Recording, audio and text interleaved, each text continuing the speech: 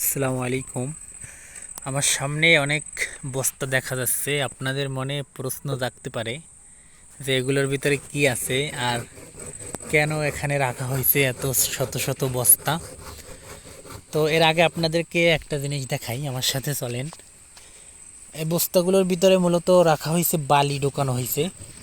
প্রত্যেকটা বস্তার ভিতরে অনেক বালু ঢোকায় এবং এদের মুখগুলো আটকাই দেওয়া হয়েছে। তো এগুলো দিয়ে কি করা হবে, কেন এখানে রাখা হয়েছে, সম্পূর্ণ ঘটনা আপনাদেরকে বলি। এর জন্য আমার সাথে থাকবেন। তো এখানে অনেক জায়গা নিয়ে হচ্ছে এগুলো রাখা হয়েছে, শুধু এখানে না, আপনি এর সামনে গেলে তার সেখানেও দেখতে পারবেন।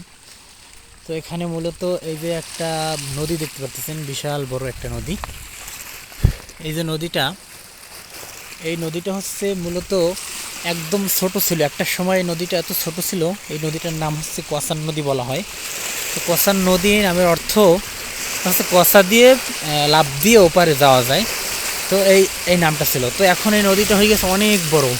কোয়াসা দিয়ে যাওয়া তো দূরের কথা, এটা পার হইতে আপনাকে একটা ট্রলার দিয়ে পার হইতে গেলেও অনেক সময়ের দরকার হবে। হ্যাঁ, অনেক সময়ের দরকার হবে। তো এই নদীটা মূলত এরকম তুফান দেখতে পাচ্ছেন, যে ঢেউ আসতেছে, তুফান বলে যাকে। তো এই তুফান এরকম আইসা, অর্থাৎ এই নদীটা হচ্ছে তিনটা নদী একসাথে জড়িত হয়েছে এই জায়গাটা থেকে। অর্থাৎ এইদিকে একটা নদী গেছে, এইদিকে এই নদীটা দিয়ে ঢাকার দিকে যায়, আর এটা দিয়ে হচ্ছে বঙ্গোপসাগরে যাওয়া হয় এটা দিয়ে। তো এটা তিন গাঙের একটা পানির স্রোতে এই জায়গাটা ভেঙে যায়। তো মানুষের অনেক, আমাদেরও অনেক বড় বাড়ি ছিল, জায়গা জমি ছিল, সব কিছু এই নদীতে নিয়ে গেছে। এখন মূলত এই এলাকায় যারা বসবাস করে তারা সবাই একদম একদম গরিব, ভিখারি ধরতে গেলে, মানে দিন আনি দিন খায়, এরকম অনেক কষ্ট করে থাকতে হয়। তো সব কিছুই এই নদী, আল্লাহ, এটা আল্লাহর তার একটা খেলা। তো এই নদীটা ভাঙতে ভাঙতে প্রত্যেকটা মানুষকে একেবারে নিঃস্ব করে দিয়েছে। দেখতে পারতেছেন এখানে একটা আঙ্কেল নদী থেকে মাছ ধরতেছে। তো এই যে বস্তাগুলো দেখতে পারতেছেন, এই বস্তাগুলোকে এই নদীর পাড়ে এরকম করে দেওয়া হয় সাজাইয়া। ভিতরে অনেক ফেলানো হয়েছে, এই যে ভিতরে দেখতে পাচ্ছেন অনেক এরকম বস্তা ফেলানো হয়েছে, তারপরে ব্লক ফেলানো হয়েছে যেন এটা না ভাঙে। কিন্তু তারপরেও শত চেষ্টার পরেও এটা কখনো, মানে কোনোভাবেই সম্ভব হচ্ছে না যে এই নদীটা ভাঙা ফেরানো। আল্লাহ চাইলে হয়তো যে কোনোভাবেই এটা বন্ধ করে দিতে পারে, কিন্তু তারপরেও মানুষের একটা চেষ্টা থাকে। তো মানুষ যথাযথভাবে চেষ্টা করছে এইগুলা এর ভিতরে ফালাইতেছে, অর্থাৎ যেন এই যে ঢেউ আইসা, তুফান আইসা ভাঙে নিয়ে না যাইতে পারে, সেজন্য এরকমভাবে এখানে দেওয়া হয়। তো এইগুলা নামাইয়ে এখানে দেওয়া হবে।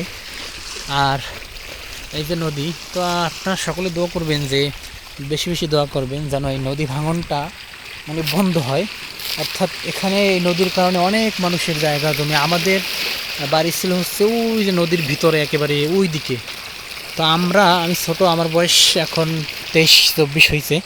তো এর ভিতরে আমি অনেকবার দেখছি আমাদেরকে বাড়ি পাল্টাইতে হয়েছে, অর্থাৎ নতুন করে জমি রেখে সেখানে বাড়ি করতে হয়েছে।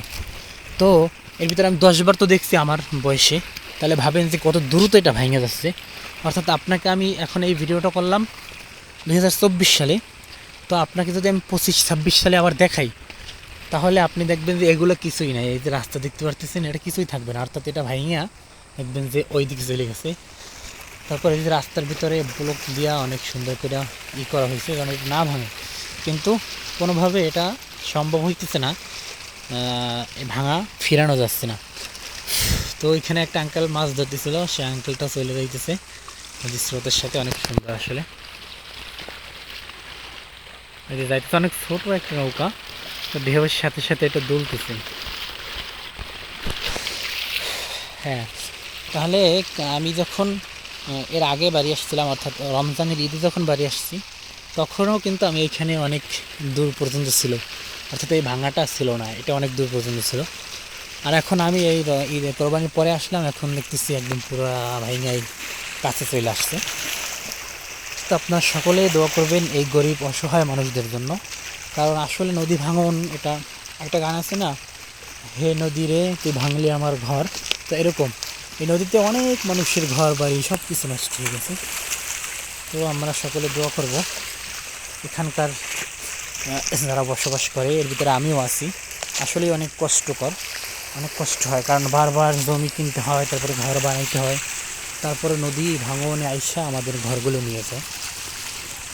তো ভালো থাকবেন, সুস্থ থাকবেন, আল্লাহ হাফেজ।